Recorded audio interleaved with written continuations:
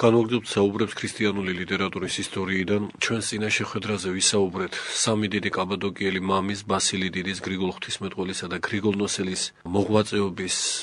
რაობაზე. მთლიანობაში შევეხეთ ამ მამათა ღვაწლს და როგორც მიუთითებდით, ორ უმთავრეს დამსახურებას და წარმატებას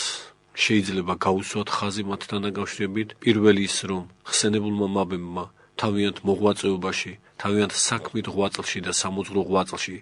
იმემკვიდრეს და სრულყოფილად შეითვისეს და შეისისხლხოცეს ყველა ის ღირსება, ყველა ის წარმატებულება, რაც კი ნებისმიერ რეგიონში საეკლესიო ისტორიისა, ქრისტიანული ოიკუმენისა, საქმითი მოღვაწეობის მხრივ, საღვთისმეტყველო მოღვაწეობის მხრივ გამოვლენილა. იქნებოდა ეს ალექსანდრიული საღვთისმეტყველო ხაზი, ანტიოქიური სკოლარული ტრადიცია, რომაული, კართაგენული, პალესტინის კესარიისა, იერუსალიმისა, თუ თავად კაბადოკიური. მათი მოღვაწეობის განსაკუთრებულობას პირველ რიგში ეს მხარე ქმნის, რომ ყველა სასიკეთო მიღწევა უფრო ადრეული ეპოქისა მათ თავიანთ თავში სრულყვეს, შეითვისეს და უკვე ამითვე განაპირობეს მეორე განსაკუთრებული თვისება საკუთარი მოღვაწეობისა. ხოლო ეს მეორე თვისება გახლავთ ის, რომ აი ამ პირველი უდიდესი მიღწევით, ყველაზე უფრო ღირსეულ მემკვიდრეებად გამოჩინებით მთელი წინარე საუკუნეებისა, კაბადოკიელი მამები მოგვევლინენ როგორც უმტკიცესი მესაფუძვლენი მთელი შემდგომდროინდელი საეკლესიო ისტორიისა. ანუ პირველ რიგში მათ მიიღეს ყოველივე, აღიზარდნენ ნამემკვიდრებზე, იმემკვიდრეს მთელი ღირსებანი და ამისგან განუყოფლად, მაგრამ მაინც ყოველივე ამის შემდეგ თვითონვე გახდნენ უმტკიცესი მესაფუძვლენი, როგორც თქვით, შეურყეველი ფუძე მთელი შემდგომდროინდელი საეკლესიო, სამოღვაწეო, საღვთისმეტყველო მიღწევებისა, საღვთისმეტყველო სამოღვაწეო ტრადიციისა. მამათა შორის, კაბადოკიელ მამათა შორის უწინარესობა და უპირატესობა მაინც განეკუთვნება, რა თქმა უნდა, წმინდა ბასილიდიც, რომელიც ზოგადად ერთ-ერთი უპირველესი წინამდგომია ეკლესიის მამათა შორის ღვთის წინაშე. ჩვენ ამაზე თუ არ ვცდები ერთხელ საუბარიც ჰქონდა. კვლავ შეგახსენებთ, რომ როდესაც მე-10 საუკუნის მიწურულსა და უფრო მე-11 საუკუნის დამდეგს პრობლემა შეიქმნა ერთ-ერთ უაღრესად ღირსეულ მოღვაწესთან დაკავშირებით, კერძოდ წმინდა სვიმეონ მეტაფრასთან დაკავშირებით, რომელმაც უადრესი პერიოდის ხარვეზიანი, უგემოვნოთ და არაიშვიათად მცდარად დაწერილი ჰაგიოგრაფიული ძეგლები გადაამეტაფრასა, ანუ გარდაკაზმა, ანუ განამშვენა, შეამკო ენობრივადაც და გამართა დოგმატურადაც, ანუ მოძღვრებითადაც. აი ამ უდიდესი მოღვაწის ნამოღვაწარს პრობლემა შეექმნა, რადგან ბევრნი არ ცნობდნენ ღირსებას მისი ნამოღვაწარისას. ასეთ ჟამს, როგორც ამაზე ჩვენ დეტალურად გვაუწყებს დიდი ქართველი ღვთისმეტყველი წმინდა ეფრემ მცირე, ერთ-ერთ ბერძენ კეთილმსახურ მოწესეს, მოღვაწეს ხილვა მიეცა ღვთისგან და ეს ხილვა ეკლესიისგან შეწყნარებული იქნა როგორც ჭეშმარიტების გამომხატველი. ხილვის შინაარსი კი ამგვარი გახლდათ, რომ როგორც პიროვნება ყვება, ეს კეთილმსახური პიროვნება, თავისვე ნახილავსა და განჭვრეტილს აღმოჩენილა იგი სამეუფო პალატის შორიახლოს,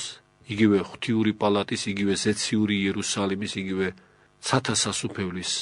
როგორც ამ შემთხვევაში სიმბოლურად ტაძრად, ანუ სასახლედ გამოხატულის შორიახლოს, ხოლო სამეუფო პალატიდან, როდესაც ისმა ხმა შემოვიდეს ბასილი, საეკლესიო მოღვაწეთაგან პირველი, სწორედ ბასილი დიდი შესულა, აკიდებული ჰქონდა რა თავისი შრომები, წერილობითი შრომები. შემდგომ იმავე პალატიდან ისმა ხმა მომხმობი ორი მოღვაწისა, წმინდა გრიგოლ ღვთისმეტყველისა და იოანე ოქროპირისა, რომლებიც მეორე რიგში შევიდნენ პალატში და მესამე რიგის ხმობა საკუთრივ წმინდა სვიმეონ მეტაფრასისადმი ყოფილა და ეს უკანასკნელიც დატვირთული საკუთარი ნაწერებით იმავე პალატში შებრძანებულა. ეს ხილვაც სწამებს იმას, რაზეც ვამბობდით, რომ საეკლესიო ტრადიციაში ეკლესიის ღვთისმეტყველ მამათა შორის პირველობას ჩვეულებრივ თუ ამ კუთხით და ამ ფორმულირებით საერთოდ შესაძლებელია საღვთისმეტყველო მიღწევებზე საუბარი, მაგრამ ეს ხილვას წამებს, რომ ეს შესაძლებელია, პირველობას უცილობლად ბასილიდიც განუკუთვნებდნენ. ეს ზოგადად და რა თქმა უნდა საკუთრივ იმ სამეულში, რასაც კაბადოკიელი მამები გულისხმობს, ბასილი დიდის პირველობასა და მეწინამძღვრეობას უპირობოდ აღიარებდნენ წმინდა გრიგოლ ღვთისმეტყველიც, წმინდა გრიგოლ ნოსელიც. უწოდებდნენ რა ბასილის თავიანთ მოძღვარს, თავიანთ მასწავლებელს, თავიანთ უფროსს და არა მხოლოდ მეგობარს და არა მხოლოდ ხორციელ ძმას, ამ შემთხვევაში გრიგოლ ნოსელის მხრიდან. მაინც რითი გამოირჩევა ბასილი დიდი იმ ერთმთლიანი მოღვაწეობის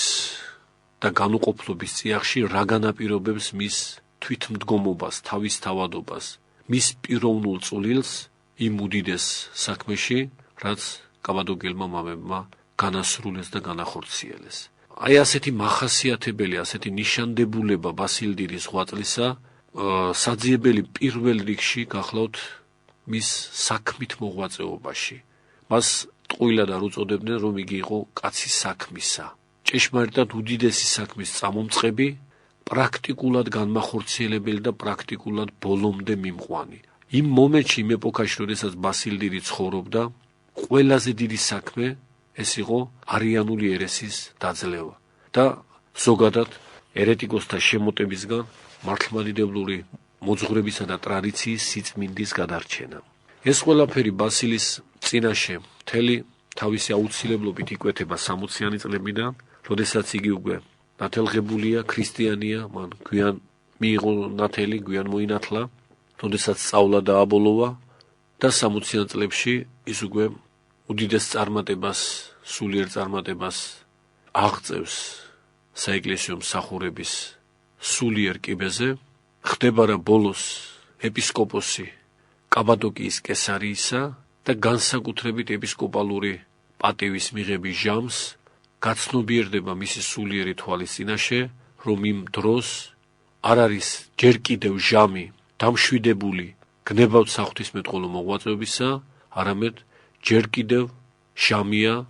უშუალო ხელჩართული საქმითი ბრძოლისა. საქმითი ბრძოლისა არა მხოლოდ სულიერ უკეთურ ძალთა წინაშე, არამედ მათ ამქვეყნიურ ხორციელ მსახურთა წინაშეც, კერძოდ ერეტიკოსთა წინაშეც. შემოტევა ერესისა მართლმადიდებლობის წინააღმდეგ ამ პერიოდში იმ მასშტაბისა იყო, რომ ყოფითი თვალით რომ შეგვეხედა მოვლენებისთვის და რა თქმა უნდა იმ ეპოქაში ბევრი შეხედავდა ამ თვალით, ყველა ვერ აღმოჩნდებოდა ყოველთვის იმ სიმაღლეზე, რომ საღვთისმეტყველო და მართლმადიდებლური სიწმინდის უძლეველობის მწვერვალიდან შეეხედა მხოლოდ ამ აღძრული უმძვინვარესი ბრძოლისთვის, ბევრ სასოწარკვეთაც ეუფლებოდა, თვით გრიგოლ ღვთისმეტყველის ერთ-ერთი ეპისტოლეც კი აღიბეჭდავს დიდ მწუხარებას მოვლენათა განვითარების გამო, ფაქტობრივად არის იქ გამოხატული რაღაც წუხილი, იმედგაცრუებითი წუხილი იმისა, რომ ბრძოლა მართლმადიდებლობის წინააღმდეგ ერესის მხრიდან ჯერჯერობით კვლავ წარმატებულად, მათი გაგებით წარმატებულად ხორციელდება, რომ ჭეშმარიტება იშრიტება და რომ როგორც ძველ ქართულ თარგმანში ამ ეპისტოლისა, გრიგოლ ღვთისმეტყველის ეპისტოლისა უშესანიშნავესი ფრაზა წმინდა ეფრემ ცირის თარგმანში, რომ სიბნელე მეფდება და ქრისტე მძინარეობს. აი ასეთი შესიტყვებითაა ქართულად თარგმნილი შესაბამისი ბერძნული ტექსტი. ანუ აქ მინიშნება მაცხოვრის ძილზე, როდესაც ხელვა ატყდა ზღვაზე, ნავში მის ძილზე და გრიგოლ ღვთისმეტყველს, როდესაც ის ამ ეპისტოლეს წერდა 70-იან წლებში, ჯერ კიდევ ეს მდგომარეობა ეგულვის, რომ ჯერ კიდევ მძინარეობს ქრისტე, ჯერ კიდევ არ განუღვიძია მას, რომ შეხრისხოს ზღვას, ქარს და დააცხროს მღელვარება და შფოთვარება. აი ასეთ ჟამს, ასეთ დროს, როდესაც ყველა იმ მწვერვალიდან ვერ უყურებდა მოვლენებს და შეიძლებოდა რომ დიდი იმედგაცრუება დაუფლებოდა, ბრძოლის გარდახდა, ძველი ქართული შესიტყვება რომ მოიხმოთ, სრულიად აუცილებელი ჩანდა, რომ იყო დრო მხოლოდ ამ დროს მორკინალობისა, ასპარეზობისა, კვლავ აღნიშნავთ არა მხოლოდ სულიერი ღვწით, სულიერი უდიდესი ღვაწლია მოგეხსენებათ მეუდაბნოება საკუთარ კელიში, დაყუნდებითად, განმარტოებითად, უკეთურ ძალთა, უკეთურ სულიერ უხორცო ძალთა წინააღმდეგ შერკინება, ეს უდიდესი ღვაწლია, მაგრამ ბასილი დიდი გრძნობდა, რომ მის გარემოში და იმ ეპოქაში მე-4 საუკუნის 60-იანი წლებიდან მხოლოდ ეს 8 წელი და ეს ბრძოლა კი არაა საკმარისი და მხოლოდ იმ სულიერ უხორცო უკეთურ ძალთა წინააღმდეგ, არამედ აუცილებელია თვით ამ ყოფაშივე, არა მხოლოდ განდეგილობაში, არამედ უშუალოდ ამ ყოფაშივე ხალხმრავალ ეპარქიებში, დიდ ტაძრების გარშემო შემოკრებილ მრევლში დაუღალავი ღვაწ და შერკინება იმ უკეთურ პირებთან, რომლებიც უხორცო გადაგვარებულ ძალთა მსახურნი გახდნენ და ერთობლივი შეტევით მართლმადიდებლობის აღმოფხვრას ცდილობენ. ყველაზე უფრო სიმპტომატური ნიმუშია ამგვარი განწყობისა და ბასილის ხედვა, რომ აჭარბებს ბევრისას და მათ შორის იმ მომენტში, ეს შეგვიძლია პირდაპირ თქვა, თვით წმინდა გრიგოლ ღვთისმეტყველისასაც კი, აი ამის ყველაზე მეტყველი ბიოგრაფიული თუ ცხოვრებისეული ამბავი გახლავთ ის, რომ სწორედ ბასილი მოუხმობს განმარტოებაში და მდუმარებაში მყოფ გრიგოლ ღვთისმეტყველს და ის გაუხსნის მას სულიერ თვალს იქეთკენ, რომ არ არის ახლა ჟამი განდეგილური განმარტოებისა, მდუმარებისა, პირიქით აუცილებელია თვით მრევლში ყოფნა, ხალხმრავალ ადგილებში ყოფნა, რომ მტერი იქ მოძალებული მტერი უკუქცეული იქნეს და ეს დიდი სიმრავლე წარწმენის გზაზე არ გადაიყვანოს. ამიტომ მოუხმობს ბასილი ორ გზის გრიგოლ ღვთისმეტყველს, რომ შეუერთდეს მას ბრძოლაში, მის გვერდით დადგეს, იტვირთოს საღვთო მორკინალობა, საღვთო მხედრობა, იმ უმძიმესი ასპარეზობის ჟამს, რაც მართლმადიდებლობას უჩვეულოდ და მოულოდნელად და უკიდურესად გაძლიერებული ერესის არიანელობის წინააღმდეგ ხმართებდა. აი ეს ხედვა მისი ბასილი დიდისა, რომ გარდაუვალია ბრძოლა და ამ ბრძოლისთვის უკვე აუცილებელია მთელი შემტევი, თავდაცვით იქნებავთ და შემტევი მოღვაწეობის წარმართვა და ყველა ვინც შემძლეა იმისა, რომ სულიერი მახვილი ხელთიპყრას საბრძოლო მწყობრში უნდა ჩადგეს, იმ წყობრში, რომელსაც მაცხოვრის ყოვლადწმინდა სამების ხელდასხმით იმ მომენტში ბასილი დიდი მღვდელმთავრობს და მეწინამძღვრეობს.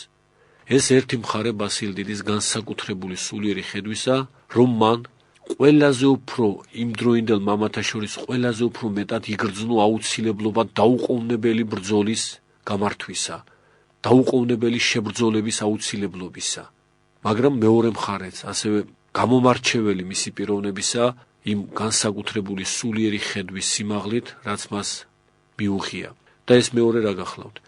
დაწყებული იქნა ბრძოლა, მაგრამ ეს ბრძოლა არ წარიმართებოდა თავისთავად ცხადია ისე, რომ მყისიერად დაძლეულიყო მოწინააღმდეგე. მოწინააღმდეგე კვლავაც ძლიერია და კვლავაც ძლიერდება. იმ ზომამდე, რომ ნებისმიერ სხვა წინამძღვარს, ნებისმიერ სხვა მხედართმთავარს ამ ბრძოლაში, ვინც კი იქნებოდა ბასილის ნაცვლად, დიდი ალბათობაა, რომ უკიდურესი იმედგაცრუება ჰქონოდა და ბრძოლა უდროდ შეეწყვიტა. რადგანაც თითქოს და მძლეობა უკეთურებისა ვერ ჩანდა, კვლავ აღნიშნავთ, უფრო და უფრო ძლიერდებოდა ყოფითად ასე ჩანდა არიანელობა, ყველაფერი მათ არიანელებმა დაიპყრეს, ყველა მნიშვნელოვანი, ასე ვთქვათ, საკვანძო და სულიერად სტრატეგიული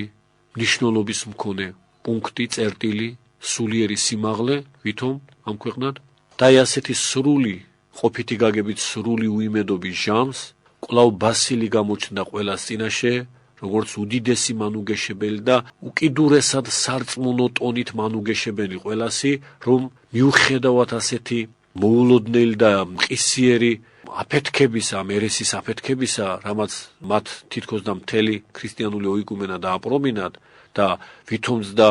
უკიდურესად არიან გაძლიერებულნი ყოფითად თითოეულით ასე ჩანს და რომ უძლეველნი არიან ისინი და მათი დამარცხება ფაქტობრივად შეუძლებელია. აი ამ დროს სწორედ ერესის ზეობის ზენიტში რომ იყო ერესი თავისი სიძლიერით, სწორედ მაშინ ბასილ დიდმა უდიდესი ნუგეშის სიტყვები მიაგო თავის თანამებრძოლთ, თავის თანამოსაგრეთ, რაც მის ერთ-ერთ ეპისტოლეშია ხაზგასმულად გამოვლენილი, რომ ახლოს არის ძლევა, ახლოს არის დამარცხება უკეთურებისა. ერთ-ერთ ეპისტოლეში, ერთ-ერთ გვიანდელ პირად ეპისტოლეში ბასილ დიდისგან ჩვენამდე მოღწეული გახლავთ პირადი ეპისტოლეები, რაღაც განსაკუთრებული ღირსების მქონე ძეგლები, რადგანაც მათში თვით პიროვნება ჩანს თავისი გრძნობადობით, თავისი ხორციელი და ხორჩესხმული ბუნებით და არა რაღაც აბსტრაქტული მონაცემი, სადაც ადამიანობა ნაკლებად შესამჩნევია. აღნიშნული ეპისტოლეები კვლავაც უნდა იქცეს ჩვენი აზრით არაერთი დაკვირვების საგნად, ყველა მორწმუნემ უნდა გაიცნოს ისინი, რადგან ამ ეპისტოლეებით ყველა ჩვენთაგანი კიდევ ერთხელ დარწმუნდება, თუ რაოდენი უდიდესი და უმძიმესი სულიერი მღელვარებანი ჰქონდათ საეკლესიო მოძღვრების მეწინააღმდეგეებს, რომ ისინი არ ყოფილან, ასე ვთქვათ, მღელვარებათა და ტკივილთა გარეშე, პირიქით უდიდესი ტკივილები და უდიდესი სიმძიმილი გადაიტანეს და საკუთარი სისხლით და გარჯილობით მოიპოვეს და მოგვიპოვეს გამარჯვება. და ამგვარი სულიერი მღელვარების ამსახველ ერთ-ერთ გვიანდელ ეპისტოლეში ბასილ დიდი ამბობს რა, რომ დიდ წუხილსა და სიმძიმილს შეეპყრო თვითონ ისიც უკეთურთა გამძლეობისა და ესეთი გაძლიერების გამო იმ ადრესაც ეპისტოლისას თავის მეგობარს, ვისაც ამ ეპისტოლეს უგზავნის, ეუბნება, რომ უეცრად მეწვია დიდი სიმშვიდე და ვიგრძენი ღვთივმოვლენილი ამ სიმშვიდის გზით, რომ ახლოს არის ძლევა, რომ მტერი მარცხდება. სამწუხაროდ ყოფითი აზრით და ყოფითი გაგებით თვითონ ბასილი დიდი ამ დამარცხებას უშუალოდ ვერ მოესწრო, 379 წლის 1 იანვარს იგი აღესრულა, მაგრამ მან შეამზადა ყველაზე მტკიცე საფუძველი უკეთურების დაძლევისა, რაც აღსრულდა მეორე მსოფლიო კრებაზე 391 წელს, როდესაც არიანელობა ნიკეის კრების რჯულდების კვლავ დამტკიცებით და არიანელობასთან ერთად სხვა გაუკუღმართებანიც, განსაკუთრებით მაკედონიანელობა, რომელიც უკვე სულიწმინდის ღმერთობას უარყოფდა, აღმოფხრილ იქნა და თვით იმპერატორი, დიდი მოღვაწე თეოდოსი, ანუ თეოდოსი დიდი იმპერატორი, ჭეშმარიტების უერთგულეს გუშაგად მოგვევლინა, განსხვავებით იმ იმპერატორებისა, რომლებიც მის უწინარეს სწორედ არიანელობას თანამდგომობდნენ და არიანელობას აძლიერებდნენ წარმოუდგენელი მასშტაბებით. ასე რომ ბასილ დიდის სულიერი ხედვანი და უტყუარი შორსჭვრეტანი ყველა ნაბიჯზე მისი ცხოვრების სახეზეა, გამჟღავნებულია და ამან განაპირობა ამ ყოველივემ, რომ მას განსაკუთრებული საქმითი ღვაწლის პასუხისმგებლობა განეკუთვნა ღვთისგან და უაღრესად ღირსეულად აღასრულა და განასრულა კიდეც პასუხისმგებლობით ნატვირთი ვალდებულება. მას შეუდგა მთელი მაშინდელი მწყობრი დიდი მოღვაწეებისა, მასვე განუკუთვნეს პატივი წინამძღვრობისა და მანაც ყველა მათგანი ღირსეულ მებრძოლთა კრებულად ურთიერთ შეანივთა, რომ ბრძოლა ყოფილიყო გადამწყვეტი და ამ შემთხვევაში არიანელობასთან დაკავშირებით საბოლოო და მართლაც საბოლოო აღმოჩნდეს არიანელებისთვის, არა მხოლოდ ბასილი დიდისგან, არამედ სწორედ იმ ლაშქრისგან, სულიერი ლაშქრისგან, რაც ბასილიმ შემოკრიბა, მათ შორის პირველ რიგში გრიგოლ ღვთისმეტყველი, არიანელობის განმაქიქებელი მისი სულიერი ისრები, ანუ ქადაგებები და არანაკლებ თუ უფრო მეტად არა გრიგოლ ნოსელისგან, რომლის ფუნდამენტური ნაშრომი ევნომიუსის წინააღმდეგ ამ ერთ-ერთი ყველაზე ძნელად დასამარცხებელი და უაღრესად განათლებული გვიანარიანელი ღვთისმეტყველის საბოლოო და ყოვლითურთ დამხობად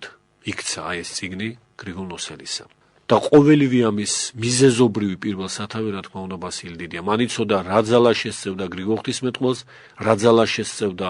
მის ხორციელ ძმას გრიგოლ ნოსელს და სხვებსა და სხვებს, რომლებიც მოიხმო, თვით უმეთაურა და გამარჯვება მოაპოვებინა. ჩვენ დროებით აქ შევჩერდებით, მადლობთ ყურადღებისათვის.